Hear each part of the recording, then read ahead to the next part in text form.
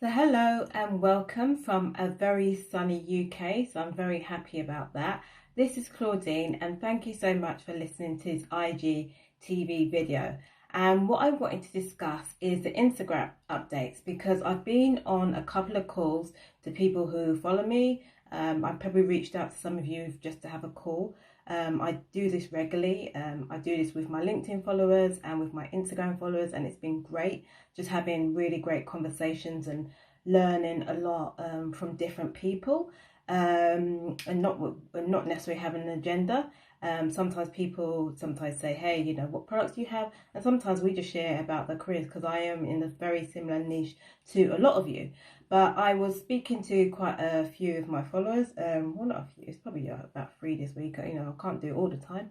I'll have to work. But yeah, so I was speaking to 3 of my followers this week, and we're discussing the Instagram updates. And there was a couple that said, Instagram are no longer accepting photos and it's no longer a photo sharing site. And I just wanted to clarify, because I know I did post a post earlier this week. The update stated, and I quote, and I'm reading this, that Instagram wants its users to get the most out of their experience on this platform. So Adam Mosseri, I think that's how you pronounce his name, he stated that he wants users to get the full screen experience. So expect that they'll probably want to increase the size of our carousels, our images, our IGTV, our posts, which actually is good news, because if you look at some of my earlier posts, you'll notice that even myself, I've had some problems and difficulties getting my images correct in my feed. So hopefully moving forward, there's just a simple way of formatting. It would be great if they're all the same size, so you don't have to use different sizes for videos, stories and posts.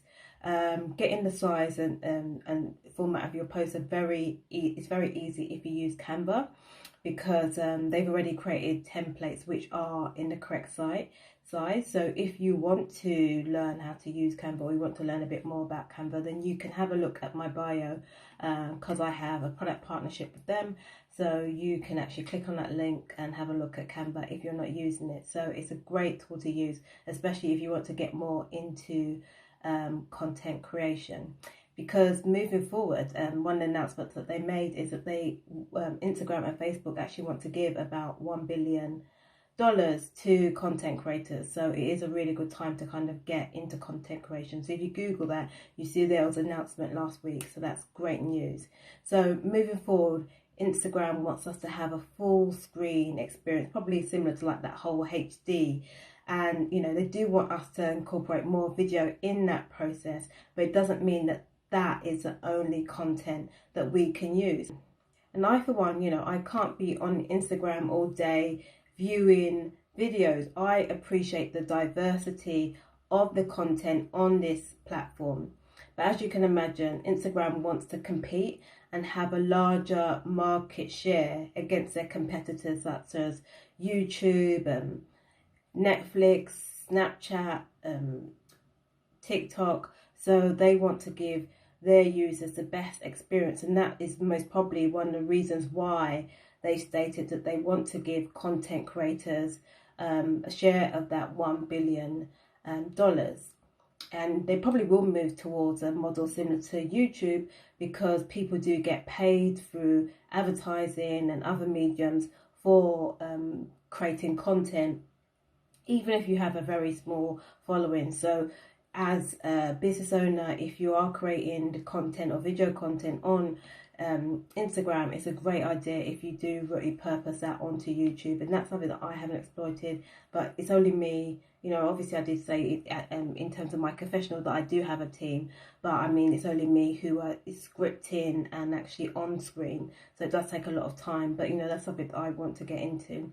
But sometimes it's very difficult to put your hands in every pie. You kind of just need to kind of focus and really do fewer things well. So I don't necessarily want to spread myself too thinly. But that $1 billion that Facebook and Instagram have shared is a really fantastic news, and it's really great news for all active contributors here.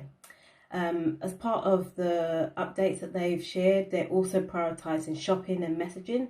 So we saw that the shopping feature is rolled out, so you could effectively build or extend your business on Instagram. And in terms of messages, there are some new features that are on the way, so you will be able to get better read receipts, so you can see who has viewed your messages. So when I send you messages, I'll be able to see whether or not you viewed it.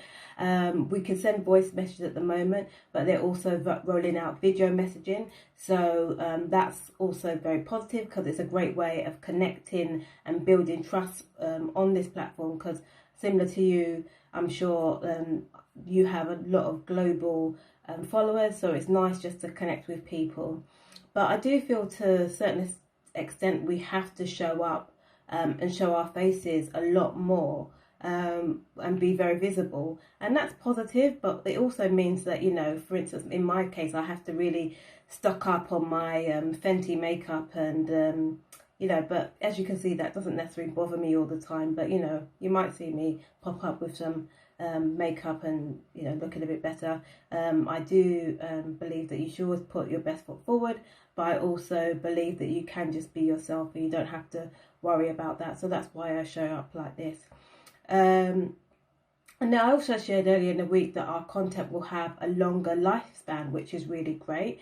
So it means that it will stay, they'll have more opportunities to be seen, which will help with our visibility. And Instagram is also moving to fewer hashtags, so 8 to 15 hashtags is the golden number. And interestingly, this has been the case for a long time, which hasn't always been communicated. So I've worked with other coaches, and they've told me in the past year that it's been 8 to 15. Because I kept on seeing 30 hashtags, I didn't necessarily acknowledge it. So you see on my posts, I've had always 30 hashtags, but it's now widespread knowledge that it is between 8 to 15. And you know, I was asked again this week, you know, is it 8 or is it 15? You know, it's 8 to 15. You could do maybe just go in the middle and do 10. But again, if you're not using hashtags, it's really important if you have a low following, because hashtags, there are people that follow hashtags. I follow a lot of hashtags, and there are other people that follow hashtags, because people have a certain amount of followers, but they want to see new content. Okay, you can see new content on your explore page, but people want to see interesting and new accounts that maybe are not getting the 100 or 300 likes to get onto the explore page.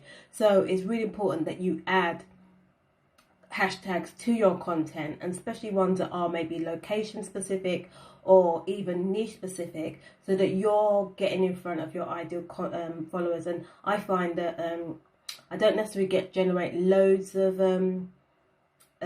new followers or impressions, so people viewing my content through hashtags, but I do get quite a few, so I do think that it's worth it. So it seems like, you know, as you can imagine, there is interesting times ahead with Instagram, and it's a great time to be on the platform. Personally, what I would be very interested in seeing is what they're going to do about security and cyberbullying. You know, you may have seen in the news, in the British press, and I'm sure international press, that there has been some incidents after a big football tournament in the UK, the Euro 2020. You know, they call it 2020, similar to the Olympics. It was supposed to happen last year.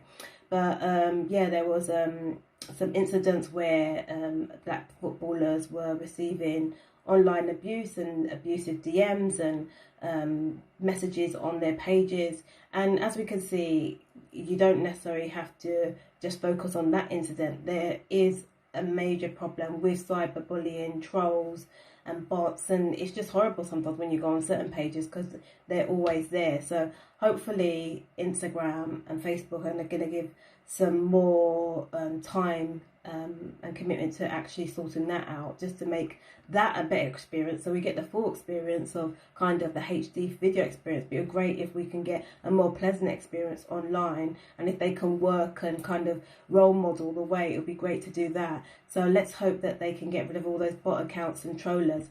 So anyway, enough of that. Have a wonderful Sunday, and thank you again so much for listening, and enjoy the rest of your day. Thank you so much.